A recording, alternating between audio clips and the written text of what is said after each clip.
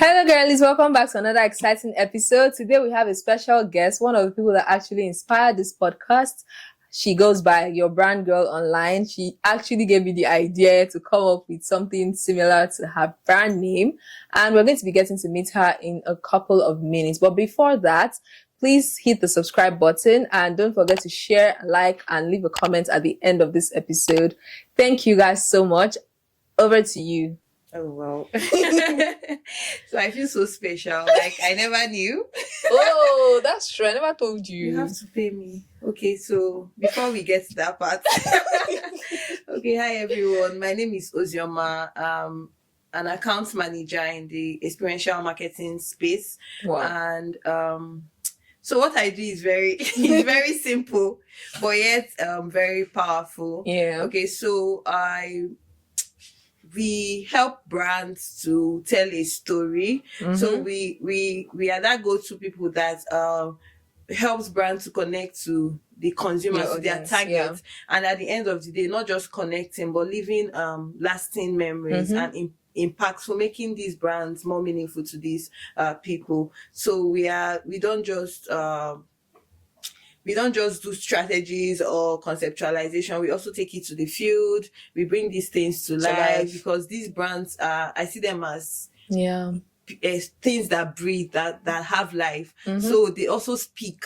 So we are that brand. We are that go-to people that help people see these other parts of a brand that they didn't know existed. So that's basically what we do. So we help brands tell their stories, one event at a time, one moment at a time. At the end of the day, these experiences leave lasting impressions in the minds of the people that these brands are trying to connect to. Yeah, so I think this will just take me straight to the question. I'm going to do a bit of shuffling now because I had the first question in mind. But as you're speaking about brands having life, I just thought about the fact that, you know how every brand has a personality and you sort of have to shift into the personality of the brand you work for. How does it feel writing different brand stories and managing different brands? I know that there are separate industries, different audience. How do you shape shifts? Like, how do you manage to tell the story of each brand authentically? Okay. So thinking about that, right? True. So I've always worked on brands that. So let me tell you, where I started this experiential marketing thing from. I worked on CSD brands, carbonated soft drink brands. Okay. I also worked in premium spirits space. Also worked in fintech.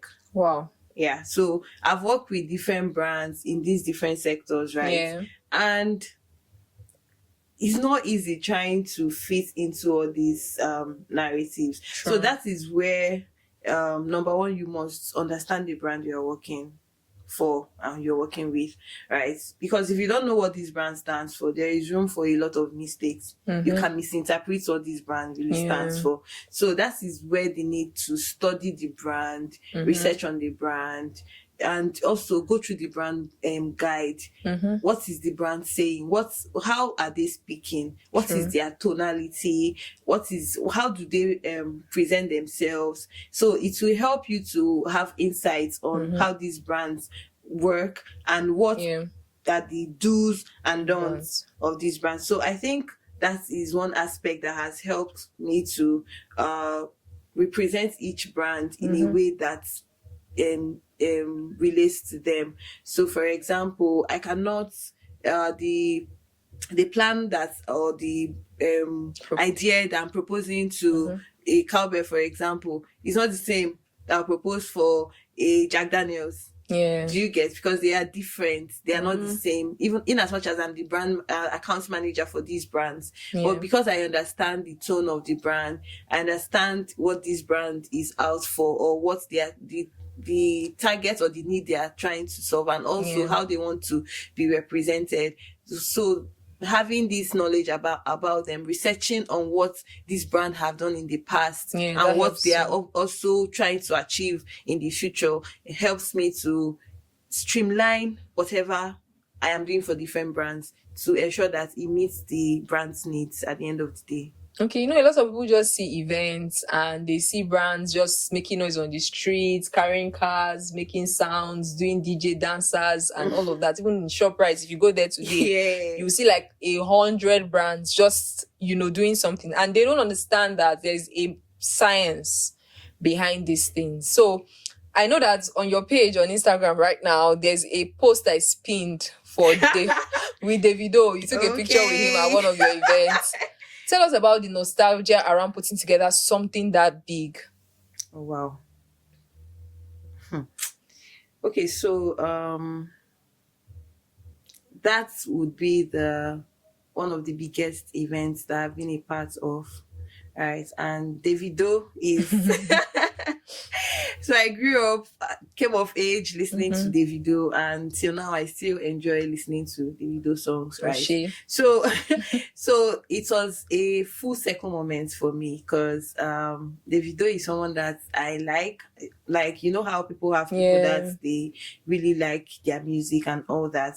So having an event that he was the headliner was a big deal, and having access to him was another thing, right? Because I have never, I don't know, people that grew up in Lagos have always had moments where they meet celebrities, musicians, artists, and all that. So me moving to Lagos and doing what I do gave me that access and the opportunity to meet these people one-on-one. Even now, I'm not freaked about meeting any. It's not like I don't look forward to that, but I'm not really as excited as I would have been maybe some years ago. So being a part of that experience was a full circle moment for me, and also having access to Davido, because where I was even placed was the green room. So I was not supposed to be a part of that event. I had another event that I and some other people were supposed to go for, but that event was postponed to another date, so they had to just last minute put me to support the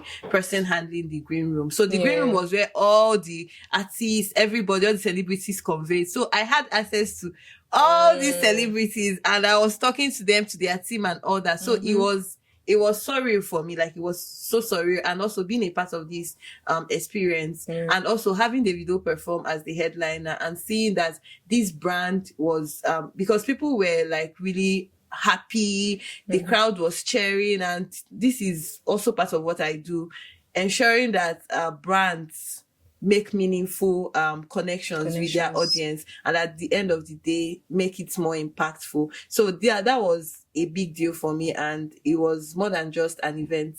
It's a lifetime experience for me. So I know that you mentioned while you were speaking that you just moved to Lagos and all of that. For me, right, I feel when I see people that move to Lagos, I'm always wondering how it was for them, coming in here, fast-paced world, and you just go into marketing. I don't know, it must have been wild. So what would you say, are there times you've had to step out of your usual character or your usual space or what you were used to, and then just step into the game? And how did you manage? How were you able to cope? Okay, so there are a lot of times that I have stepped out of my character, and the truth is, like you mentioned, Lagos is quite fast-paced, and the experiential world is, I don't know, between Lagos and the experiential world, which one is more fast-paced, because nobody waits for you. Nobody waits for you, and if you're not doing the work, you're not doing the work, right? True. And then again, there are times where I want to, due to the fact that I want to impress my clients, I want to just impress my boss, I'll just go and do something that they did not send me. At the end of the day, it will backfire, right? So those are the moments, because this experiential thing, it's not something that you learn in any school. Nobody is going to teach you that. So coming into experiential, there are times that I doubted myself. And there are times that I've worked with people who intentionally undermine my efforts or downplay the value that I provide or I bring to the table. They make me look like, oh, you're not doing enough, you're not bringing enough value, you're not even at those moments, I found myself shrinking. I found myself being who I was not, because I knew where I was coming from. I'm not particular, but whatever I do, I try to put in my best, right? And seeing myself being who I am not affected me mentally.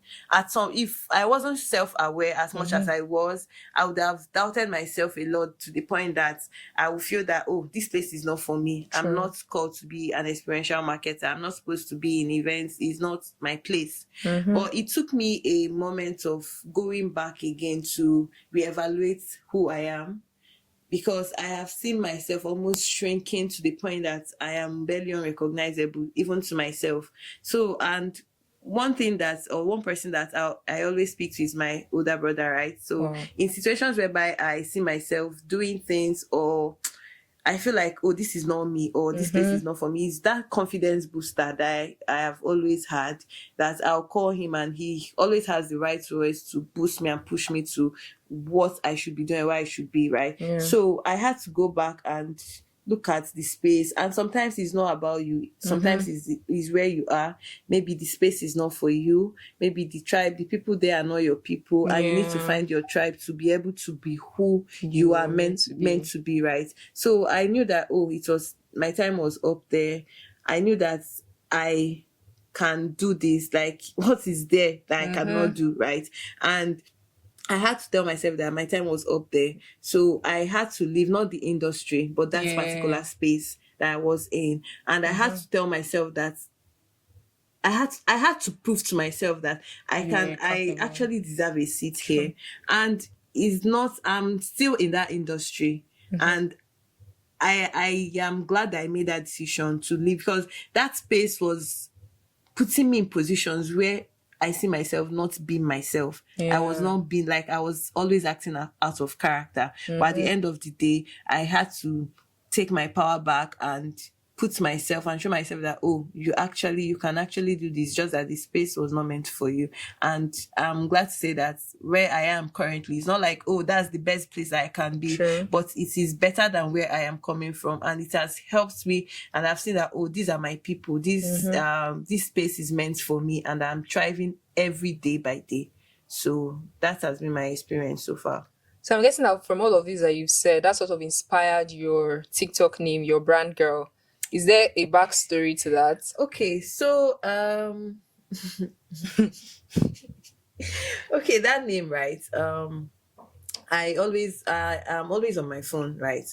If I'm not working, I'm always pressing my phone. And I'm not just pressing my phone for pressing phone's sake. I like seeing what people do, because what we do, the type of job that we do, you need to see what other brands are doing, or what other people are doing. So there was this day that I went online on TikTok, to be precise, to look for people that are also in the same industry, that do what I do, to see what their life look like around the job and outside the job, right? Because our job is a job that, if you're not careful, you won't have your own life. True. Apart from the job.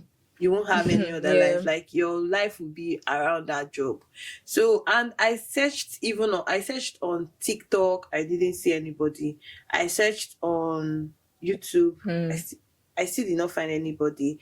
And that name came from a place of personal, from it, trying to create a life around what I do. Yes. So I wanted people to see because I was tired of explaining, are you an event planner? Are you what do you do, girl? Like, what do you do actually? So I wanted to use that space to show people, tell stories about what I do, about the brands that I work for and I work with, and also my life while doing all that, right? So that name, I wanted to be like that go-to person, because I saw that was what was missing online. I didn't see anybody that I can even look at what they are doing and say, okay, this person is in my niche and they are doing okay. Let me even see how their own life goes. So that was how that name came. I wanted to be that go-to person when you're thinking of brands. Who is that person? Because, some people are not used to, some people are new in this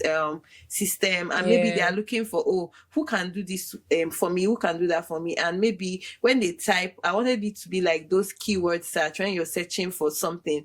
Like, I'm that go-to person that when you're trying to look for that person that you need to do this thing for your brand, like, the way the person can just when you want to search for, you're in a new place and you're looking for, where is the closest place to get something like this. So I wanted it to be like, who is that person that can help my brand, tell my brand story, and also at the end of the day get results for my brand. I wanted it to be that name that you see, that so it's like an open invitation to, I am your brand girl, so whatever you want to do for your brand, I am your go-to person. So that was where the idea of that name came from.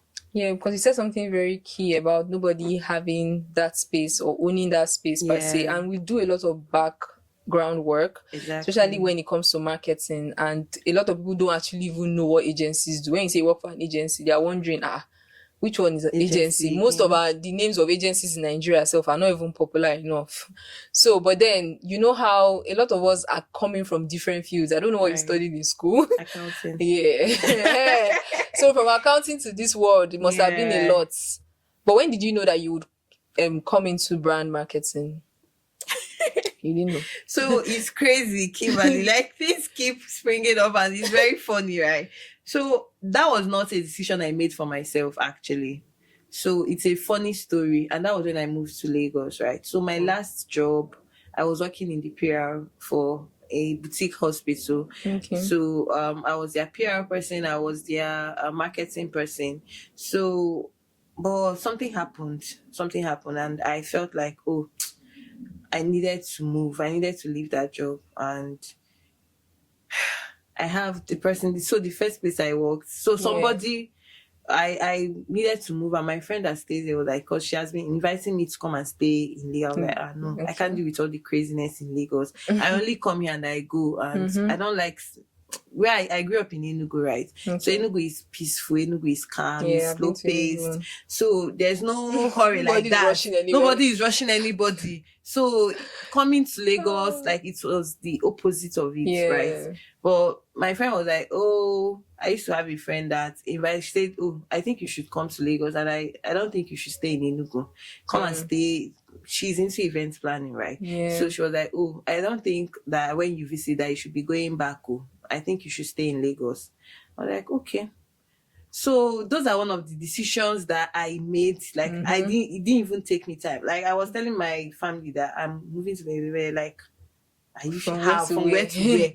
Moving to Lagos, and you never liked Lagos. I'm like, I don't know, but maybe there's something there for me, right? So that was when I picked my bags, and boom, I'm here in Lagos. And I was supposed to be working with this my friend that she's into event planning and all that. But then I got another offer. Someone was like, I think you're smart. Can you do can you work in an advertising agency? I'm like, okay, I can try.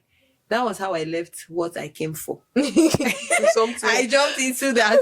So it wasn't something that I had always planned to do. It was an opportunity that came, and I was open to it. I wanted to see what was there, and I gave it a shot. And 3 years down the line, I'm here. Yeah, glad you did. And I'm here. And I'm here to stay until I'm tired. Oh my God, that's very interesting. Because as you were speaking about Enugu, I just remember the event I had at Enugu, and you know how event setups are. And then you're like, we have to set up overnight so that we can be ready for the event tomorrow. Stars are coming, people are coming from campuses, Budweiser is sponsoring. Carpenter is like, please, I need to sleep. I can't. I close by 7. I'm like, who closes by 7 in the event world? I was so upset because I'm like, what's going on here? Like, so when I went in, I was like, these people, they have a different lifestyle. So when you actually mentioned that you moved here from there, I knew that you must have had a lot of shifts and all of that from your usual, lifestyle. It was. Even my mom was surprised on how I was able to cope, like in such a short time. Yeah, so it wasn't easy, but I'm glad you did. Right. So finally, right? What would you say to young professionals out there? Both people that are in this space, people that are looking to get into this space, people that are in other industries. What would your advice be if you were to say a sentence or word to them? Okay, so there's one thing that I will always say, right? Always tell your story by yourself. right? Yeah. Don't wait till you make that big move before you tell your story. So funny enough, all my jobs, like since I became of age and I'm doing different jobs, Yeah. it has been through recommendations or people that has seen what I, because so since I joined the experiential, I used to write. I've written some articles in the past, but since I joined this experiential thingy, I've not had the time because it's quite time consuming before you can even finish the plan you're working on, or the meeting you have with your clients, or the execution that is happening, and the different calls and all that. Before you know it, the day is over, and before you know it, the year is over. But I am that person that I've always enjoyed writing, right? I always write anything. It's not like I write aimlessly. I write with purpose. I write with clarity. I just write about my experiences. And funny enough, even this last job was recommended. Like someone recommended me for the job, and I didn't go. I didn't go looking for the job. I've always been recommended. Like people refer me to, like, recommend me for jobs, right?